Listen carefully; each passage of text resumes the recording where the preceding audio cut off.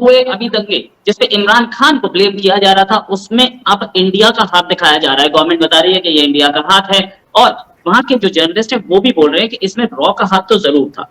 रोहित भाई, अगर छोटी मोटी घटनाओं में रॉ नहीं इन्वॉल्वमेंट रहती, रॉ इन्वॉल्वमेंट रहती है जब कि ग्लोबल मैप जो है ना उसको बदलना होता है। और इस आप देखिए ना किस किस्म का तमाशा यहाँ पे लगा हुआ, लेकिन मुझे नहीं लगता कि आगे जाके हमें कुछ अच्छा देखने को मिलेगा।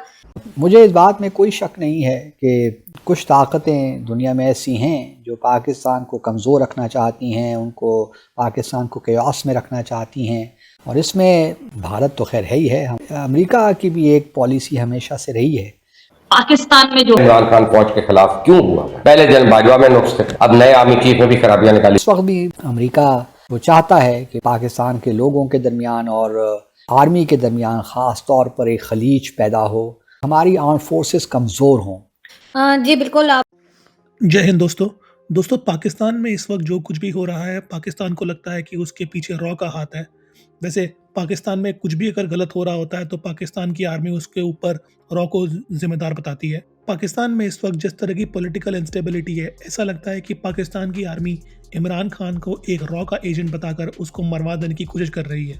दूसरी तरफ ये भी हो सकता है कि रॉ का वाकई में कोई ऑपरेशन पाकिस्तान के अंदर चल रहा हो और रॉ जो है वो कोशिश कर रहा हो कि पाकिस्तान को किसी तरीके से अनस्टेबल किया जाए।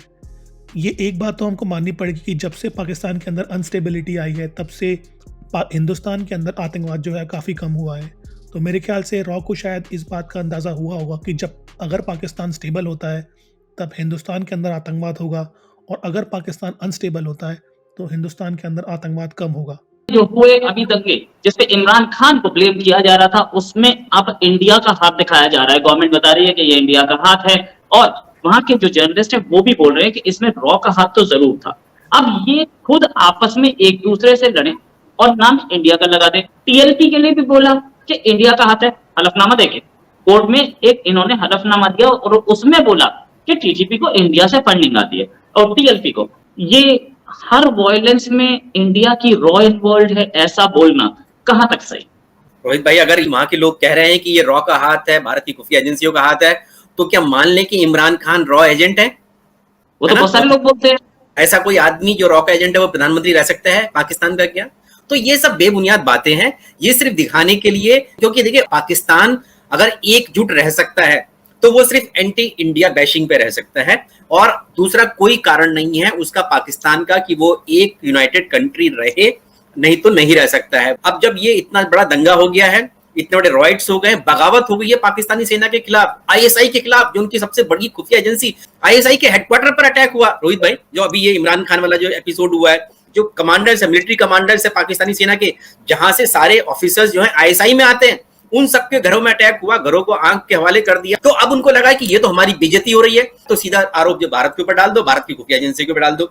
जबकि भारत की खुफिया एजेंसियों का मैं मान सकता हूं कि डायरेक्ट कोई भी इन्वॉल्वमेंट नहीं होगा इस तरह के रॉयट्स में, वायलेंस में। ये डायरेक्ट वायलेंस में इन्वॉल्वमेंट नहीं रहा होगा, लेकिन आप पिछले कुछ सालों का अगर आप ट्रैक रिकॉर्ड देखेंगे, किस तरह की जो नैरेटिव जो है वो भारत ने पाकिस्तान के खिलाफ तैयार की।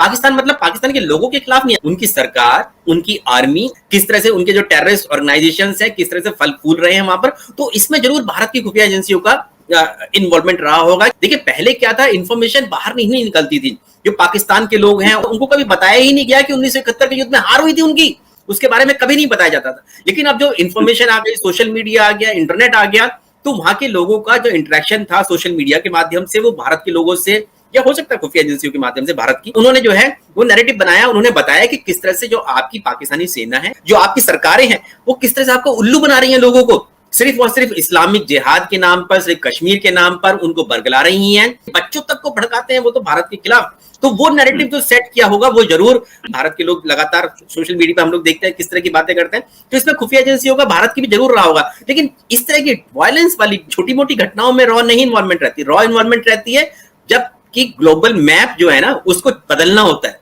ये जो बगावत है ये तो वहां के लोगों की, आम लोगों की अपनी सेना के खिलाफ है। उनको पता चल गया है कि उनके जो कमांडर्स हैं वो किस तरह से पैसा है कि कुछ ताकतें दुनिया में ऐसी हैं जो पाकिस्तान को कमज़ोर रखना चाहती हैं, उनको पाकिस्तान को केओस में रखना चाहती हैं, और फिर हमारा जो न्यूक्लियर वेपन्स प्रोग्राम है उस पर भी उनकी नज़र है। और इसमें कह सकता हूँ कि भारत तो खैर है ही है, हमारा हॉस्टाइल नेबर है और उसके साथ हमारे जिस किस्म के डिस्प्यूट्स हैं वो कब चाहेगा कि पाकिस्तान तरक्की करे, आगे बढ़े। इसी तरह अमेरिका की भी एक पॉलिसी हमेशा से रही है। मिसाल के तौर पर अब ज़ल्म खलीलज़ाद हैं, ये अफ़गान अमेरिकन हैं, हम जानते हैं कि इनका पाकिस्तान से मुताल्लिक़ क्या ख़्याल है। और इस वक्त भी अमेरिका वो चाहता है कि पाकिस्तान इकनॉमिक प्रेशर में रहे और फिर पाकिस्तान के लोगों के दरमियान और आर्मी के दरमियान ख़ास तौर पर एक खलीज पैदा हो, हमारी आर्म फोर्सेस कमज़ोर हों। अब हम में से कुछ लोग जो हैं, हमारे इस वक्त के जो आर्मी चीफ हैं, उनको तनकीद का निशाना बना रहे हैं। 9 मई से जब इमरान खान साहब को गिरफ़्तार किया, उसके बाद एक लिहाज से कैंपेन ज़्यादा शुरू हमें हो गई है। आप देखिए डिफरेंसेस हो सकते हैं, लेकिन किसी इंडिविजुअल को पिक करके और ऐसा नैरेटिव बनाना शुरू कर दें कि फ़ौज के अंदर से कोई बगावत हो गई है और कुछ कोर कमांडर्स जो हैं वो जनरल आसिम मुनीर की लीडरशिप को नहीं मान रहे, ये बयानियाँ अब बनाने की कोशिश की जा रही है। और उसमें ऑब्वियसली भारत भी पेश है और हमारे अपने भी कुछ लोग हैं पाकिस्तानी, वो भी इसमें बड़ा अहम किरदार अदा कर रहे हैं। इमरान खान साहब ने भी एक, मैं समझता हूँ कि एक इर्रेस्पॉन्सिबल सा बयान कल परसों दे दिया था कि आसिम मुनीर साहब ये सब करवा रहे हैं। तो इस किस्म की बातें मुनासिब नहीं हैं। 1971